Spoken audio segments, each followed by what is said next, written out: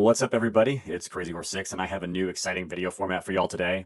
I'm joined by my good friend, the quintessential efficient spender with a main tank squad that packs a punch. How do we know? He'll tell you within 10 seconds of meeting him. The one and only Cuse. So, welcome, buddy. Thanks for being my inaugural guest in this new format we're trying out. Yeah, I'm glad to be here. This is pretty exciting. The channel's been growing, and I'm hoping that we can continue to make it grow, and maybe this can be a new element that we can use. I hope so. And just so everyone knows, Cuse is not only our Alliance R5, our server president. I think what's great about him is he takes a very personal interest in all players. We could do an entire other interview. Maybe we'll do this later, but we could do an entire other interview on his leadership approach and how he's molded this particular server. One thing that I wanted to point out, and one of my early observations about him, is that he doesn't just see groups of people, despite the scope of his responsibility. He recognizes the individuals within the groups. And to that end, he actually approached me recently about trying to target some content for our free to play and light spenders because they often get overlooked. And he's noticed that sometimes the frustration of not feeling like you make a difference can lead to people quitting. Q's embodies a definition of efficient strength.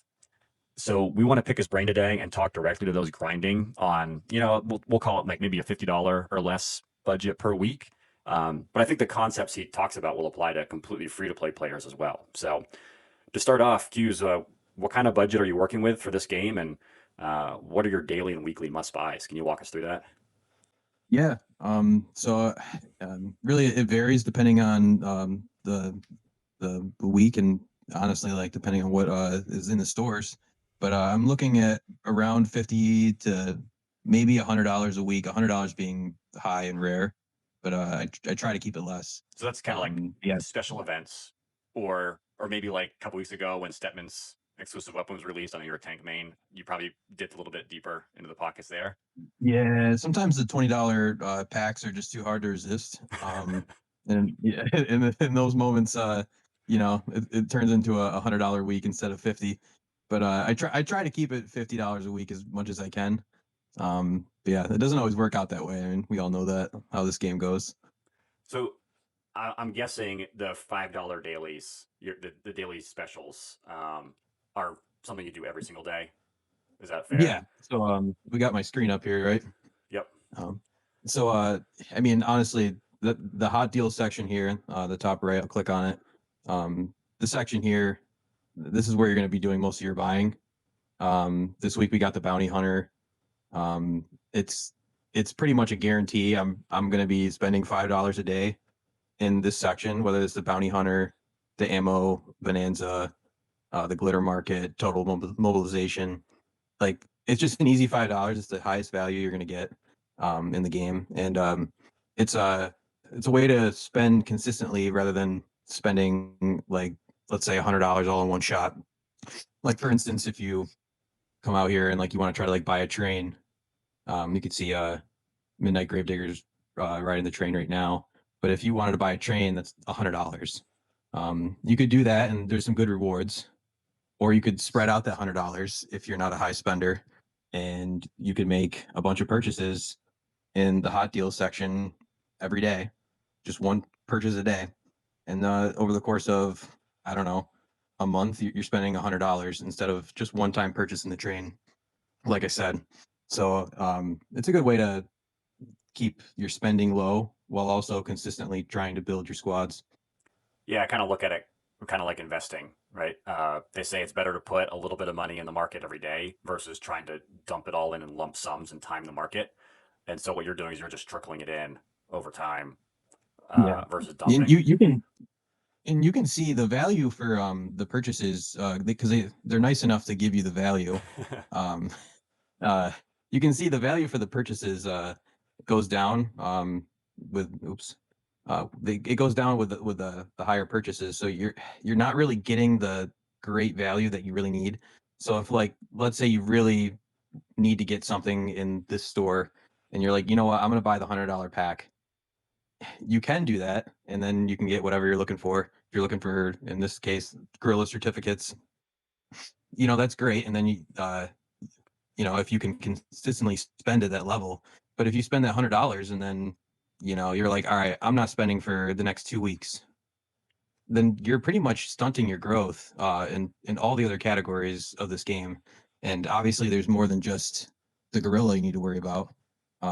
There's 18 bajillion things that require upgrades Yeah, at any given time. this game's really good at diverting your focus and attention. I feel like it's a perfect game for people with ADHD because you can really, go hard on something for a while and then you forget that you're neglecting something else, and then you get the constant dopamine hits as you switch tasks, right? Yeah, and I've noticed a lot of people they'll break out the large spending because they're close to reaching a goal. Um, and then as soon as they have that dopamine hit, then they're like, all right, done spending. I can't spend any more in the game, and like that's how you fall behind. So those types of purchases I very rarely make. I've actually never spent on $100 pack in the game, not once, because it's just a slippery slope. Uh, you make a $100 purchase, and all of a sudden you're thinking about making five. And then all of a sudden you're like, all right, I need to just quit the game because I can't keep up with this pace. Man, I wish I And had your I've discipline. seen, That's how it got I me. know, And I I, actually just did a great I video. I've gotten a lot of good feedback on it of the bounty hunter event. And when I broke down the math and I showed what the value, like what you can get per dollar at the light spender level, just spending $5 a day versus what it costs you when you start spending $100 or $180 per day, when you're maxing out basically all of the packs. Like it costs you 4 or 5 times more per item in the store when you're buying out all of the packs. It's crazy how much more expensive it gets as you spend more. So you're right. Like those smaller packs are going to be way more value for the money. I'm curious. Like, is there something that you'll never buy? Like, I'm never going to go into the Alliance gifts, look at the premium section, and I see Cuse just bought X. What are you not wasting your money on? yeah, there, I mean, there's quite a few things. Um, RSS being one of them, resources, Guilty.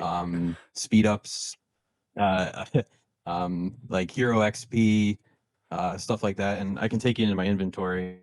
Um, let's go to Yeah, let's our take a peek. resources here. Yeah. So you can see my total resources. And I can tell you right now, I've never purchased any resources with money. All these resources were gathered just by playing the game. Um, and taking my speed ups as well. Same thing. None of these were purchased. This is all just consistent gameplay and consistent light spending to get to these totals. So nobody should feel inclined to have to buy any of this stuff in order to keep up. If you know the tricks of the trade and how to do this properly, you can hoard all these speed ups and resources without needing to worry about anything. Yeah, for sure. And actually, I kind of want to jump ahead here since you kind of already brought up the resources and speed up. So, um, most players think you need to spend thousands to hit level 35 and T11s before the end of season five, and you're doing it on a much lower budget. Yeah. So, what's the single most important free resource that you never waste? You always take advantage of.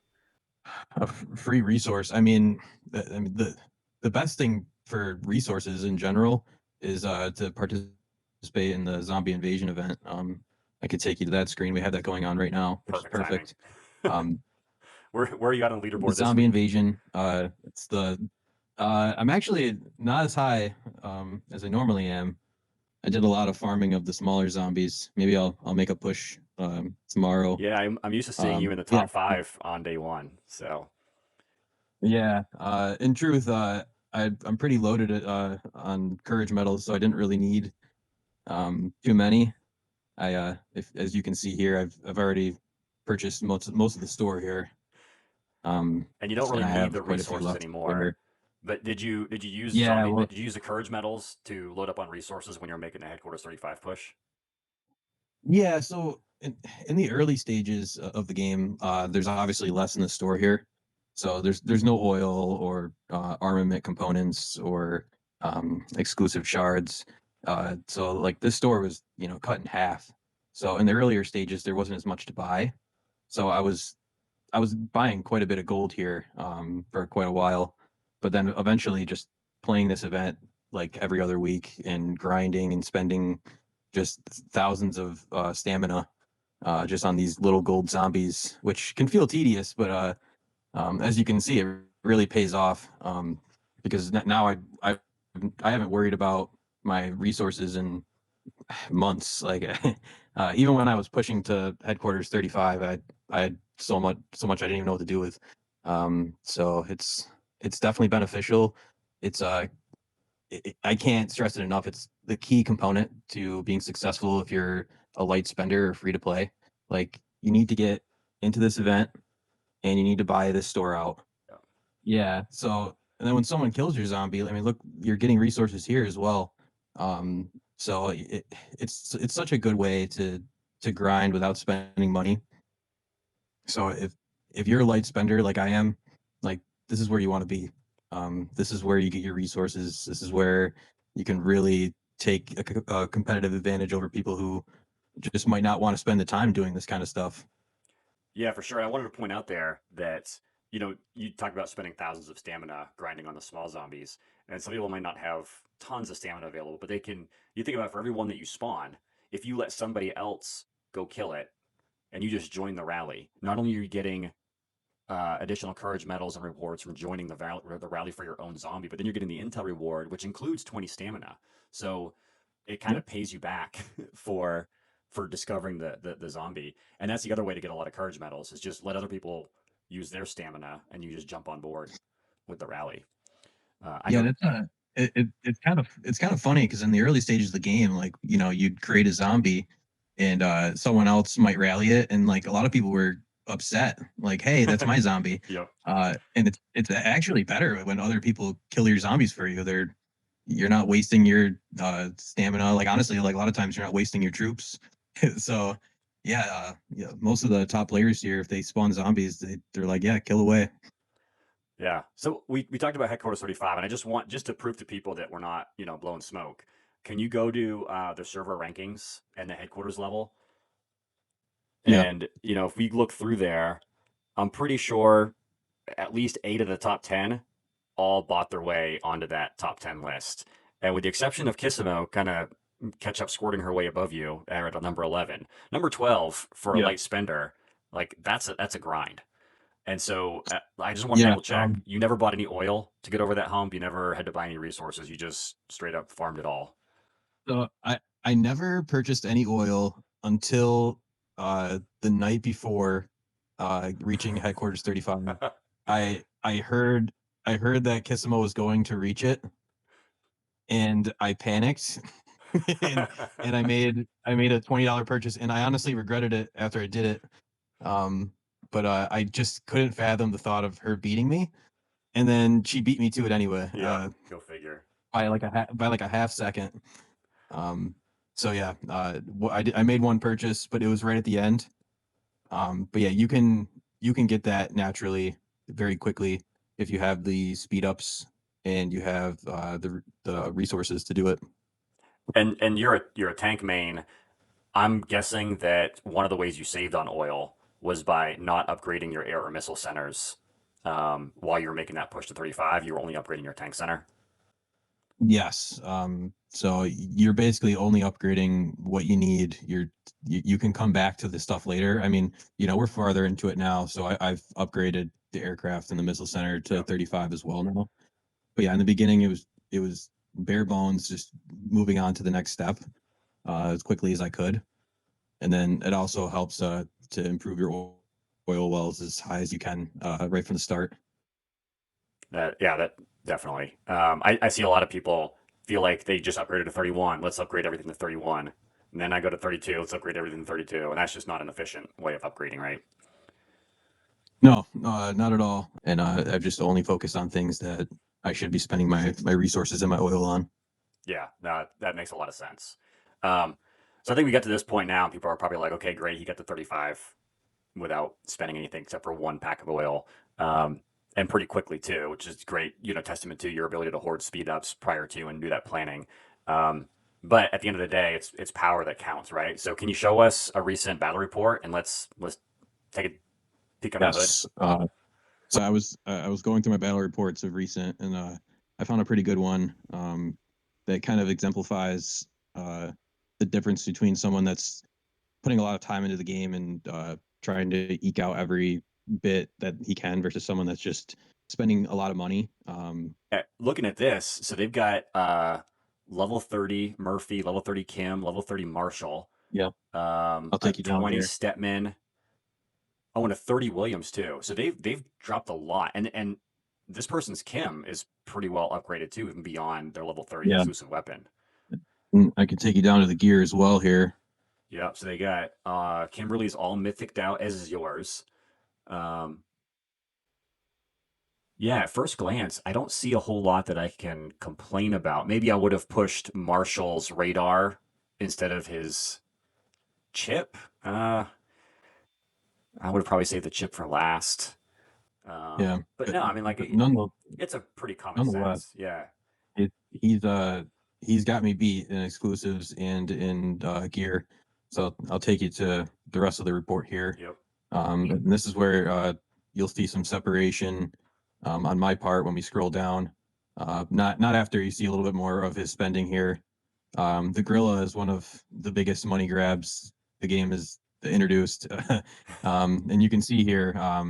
I don't spend that much money on the gorilla. This player has, and it's a pretty large gap.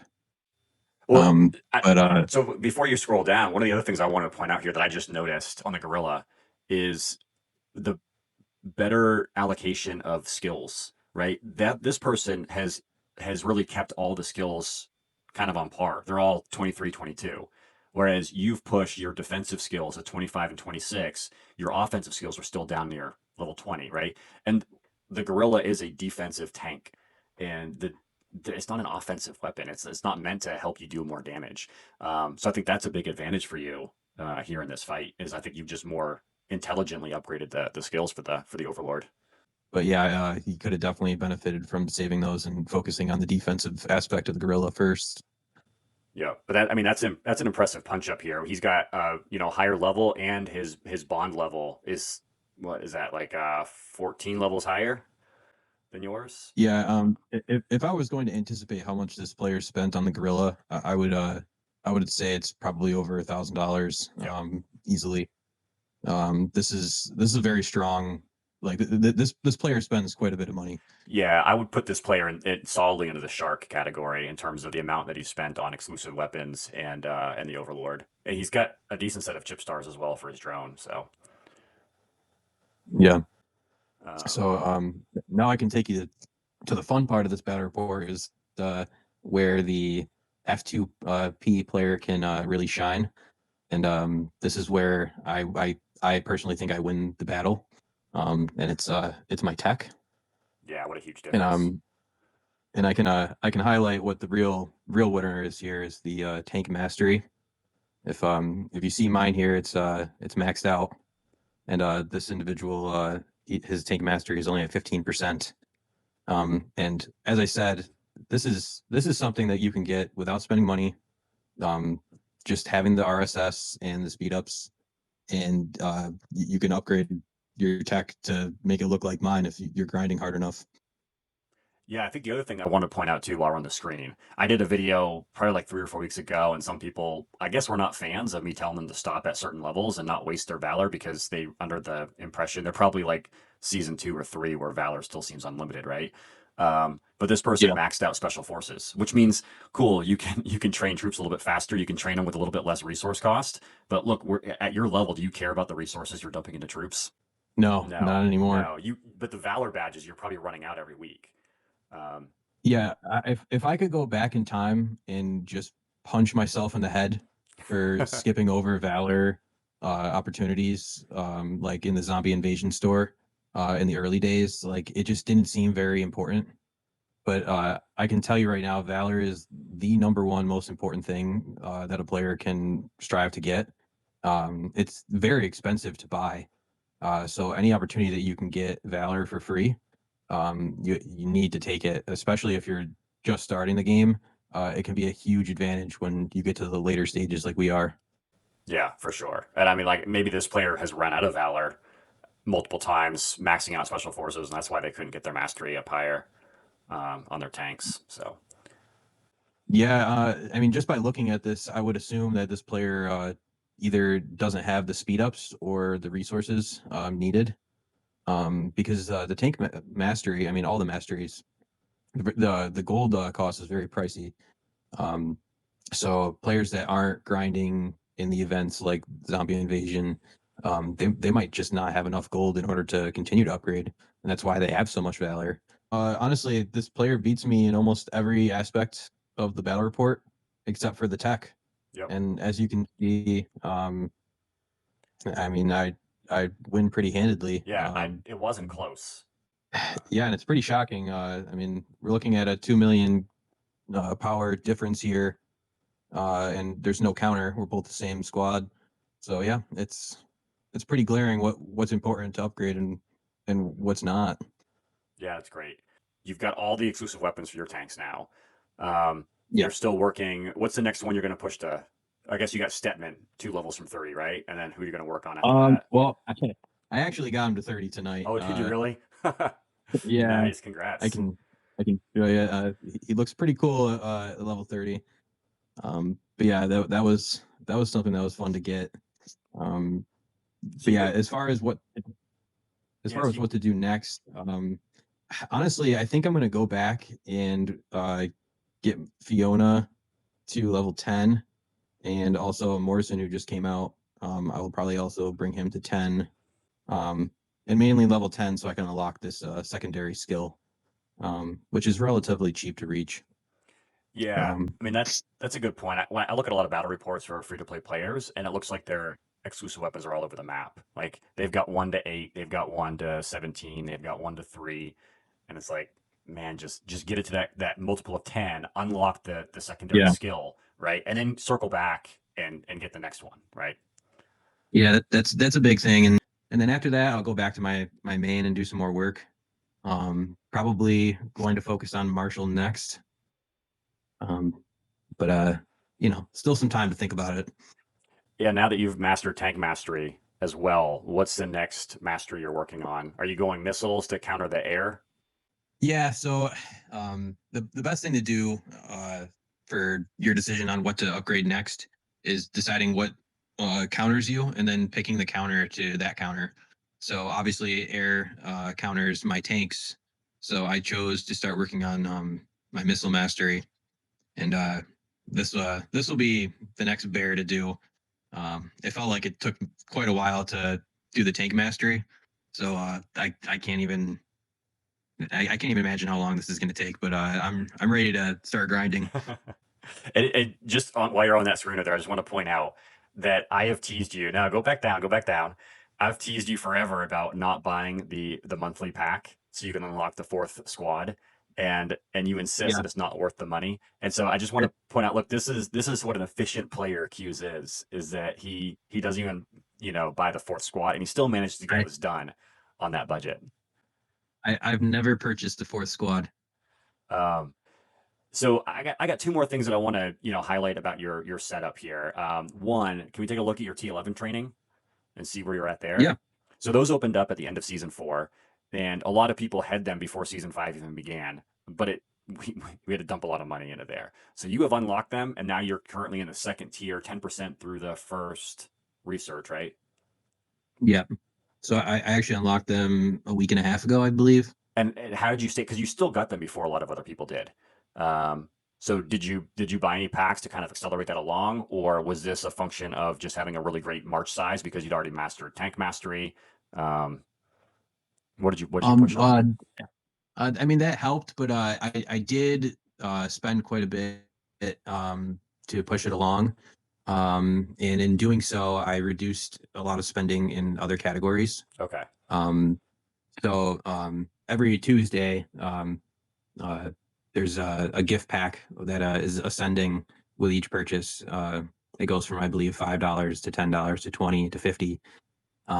Every Tuesday, I was purchasing the $5 pack and the $10 pack, and then maybe every other week I was doing the 20 if I was feeling good. A little squirrely. Um, yeah, but yeah, I was routinely buying those packs and making it an emphasis that that was going to be the bulk of my purchasing each week because I knew how important it was to reach the goal of T11s. Yeah, and look, I think One, I wish it was a Tuesday. I wish we could throw that up here on the screen. But that pack in particular, like if you look at the drone parts that are on Mondays, right? I think the value there is like 4,200%. They call it. Um, I Yeah. think the other ones, like actually, can you click on the hero, the exclusive weapon Yeah. packs? Where we at 3350. It's not a great I used to have a rule early on in the game when I was a light spender is I would not buy anything unless it was at least 4,200% or so. The higher the percentage, the more likely I was to buy it. That's actually not a great value, right? Compared to other stuff. But the Tuesday packs for the T11 training, I think the $5 one, I think is like 8,000%. Someone's going to correct me in the comments. And then I think It, the other ones like the 10, 20. But if you go all the way up to the $100 packs, and don't ask me how I know, uh, it still stays up at like, I think it's like 51 or 6,100% is the relative value of those packs. They make a big impact. And I think one of the things that people might not realize is like you can be most efficient when something is first released. So when T11s are first released, when the Overlord is first released, getting to a 150 drone sooner, getting T10s if you're still in season two. Um, those things provide this outsized advantage, and then the value starts to taper off. Right? Remember when we first got drone components and how getting one level 5 component was like a gigantic increase to your squad power. Now it takes me like 200 level 5 components to upgrade something from a 9 to a 10. um, it just doesn't have the same value. So yeah, and I tend to spend with that same premise. When something new is released, that is the best time to spend on it. And now that I have T11s again, I don't spend on it anymore. I'm just going to completely stop and then focus on other things. yeah, that makes a lot of sense. Um, I do have one more thing I want to ask you about and check out while I've got you here is can we take a look at your wall of honor? Sure. And I'm curious how you've just distributed. So yeah, look, you're 200 across the board on all your well, at least not the non-promoted gold heroes, right? I mean, came up to 270 is pretty impressive. And then I'm just curious, checking out the missiles in the air. It looks like Hmm. you've definitely gone all in on tanks. Yeah, this is one thing where I am going to pivot to probably do a little bit of upgrading in the missile and aircraft. But the key number to hit here is 200. As you can see, it goes up in intervals of 50. And then once you get to 200, you're starting to go up in intervals of 100. So it becomes a little more costly. You can see here, I decided I'm going to take him to 300, which now that I've realized how much it costs to get there, I don't know if I would do that again if I could redo it. Um, Yeah. but yeah, Well, and one thing I wanted to point out real quick. So if you click on like McGregor, for example, going in the not only so in these ones to get him up a level from 28 to 29, it only takes 10 Universal or McGregor shards. And then if you flip back to your tanks and you go to one of them to go from 200 to 201, it actually takes 20. So it hits you twice. Not only does it take twice as many levels to get that extra 0.5% bump, it also takes twice as many shards per level. So it's like 4 times harder to go from 200 to 300 as it is to go from 150 to 200. Um, and but I think this makes a and lot this of is sense. exactly Yeah, this is exactly what you're saying about tapering off. Once you hit to this point, everyone else can now start catching up to you if they're behind. And that's why I begin spending on whatever is new, because now I don't have a clear advantage in this specific area. So now it's time to shift focus. yeah. But I think this is a great example of someone who is really focused on their main squad for a long time. And you haven't wasted all of these additional hit point defense and attack buffs on other heroes. You've dumped them all onto your tank main, make your tank squad as strong as possible, and then you can circle back to the other ones later. So Yep. this is a great example of just really focused grind. Now this has been really great, Q's. I appreciate you jumping on here. One more thing, just because when we talk about buying the free stuff and maximizing efficiency, I think the VIP alliance and campaign stores are a huge part of that. Can you kind of walk through at least the VIP store, what your priorities are here, and where you think it's worth spending Yep. the diamonds? Yep. So I can scroll down here. There's some obvious ones. It's pretty clear. Armament cord and bond badges, very important. Decoration components. Keep going here. Skill chip chests are, in my opinion, a must buy. And then again, this is how I've gained so many speed ups. I'm buying all those speed ups every week. If we flip over to Alliance Store, now depending on how active your alliance is, we're obviously in a very active alliance, so we're gathering quite a few alliance points here. So I'm able to buy the vast majority of the items in the store. Not the transfer tickets, but I, every now and then you think about buying a few, right? Insurance policy, right? I'm not going to tell you that Yeah. I have ever bought any since I've been to 788. So I feel like at this point we'll go down with the ship. But Yeah, luckily, right. luckily the tide is rising. We do have transfer event coming up. Any plugs you wanna put out there? Yeah, I mean, if anyone's in our server range, I think it starts. I think we're going to be at 677, server 677, and then it ranges all the way to 804. I think for this transfer surge, so it's going to be a pretty massive uh, transfer surge, and we're hoping to add more players that have the same mindset as us, where we're trying to stay informed, we're grinding, we all work together, not just as alliance but as a server, and it's a place where everyone's happy to play. You don't need to have a shield on during the week. There's no arguments in world chat.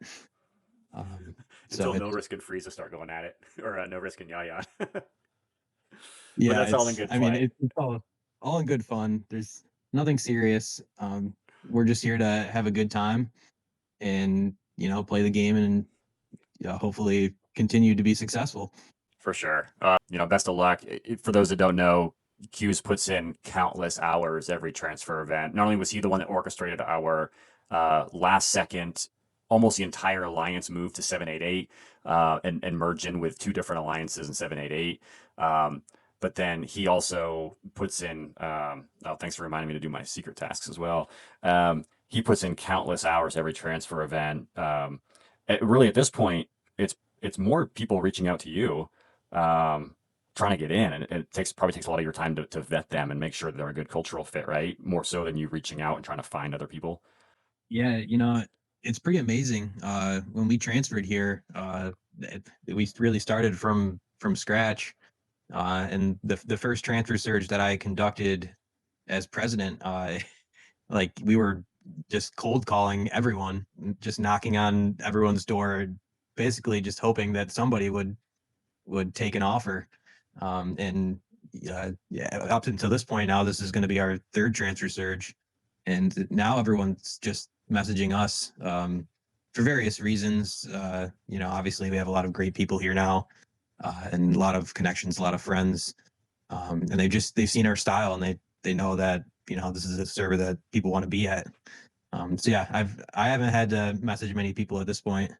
Um, but if anyone is in our range and is interested in joining, definitely feel free to message me. That's awesome. And of course, my comments are open. I know a lot of you have found me in the game, so you can always message me as well, and I'll put you in touch. Q's, this has been great. I really appreciate you taking the time, kind of breaking it down. I feel like my account looked a lot like yours for the first, I want to say like 2 seasons.